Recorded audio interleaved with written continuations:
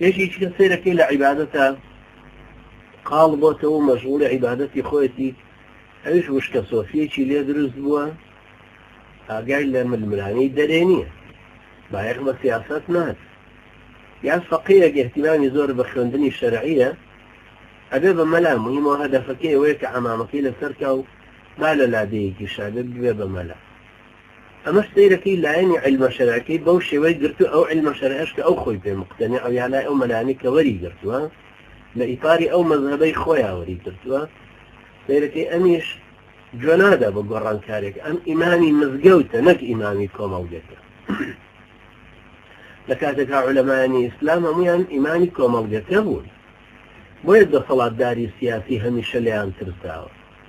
حسب صلاة داري سياسي هيش قيمة بهم ملا دانانا لبرو زانين ملاي محراب أو أوقاف طارئة ذاتي أوقاف تعييني يقول ده سوبيا سوتا ولات وأنا كثابتي كيشكل عفوا ببوري أما هم سبب كيف جرتوا بو ورنقرتني جشتگيري پروردي إسلامي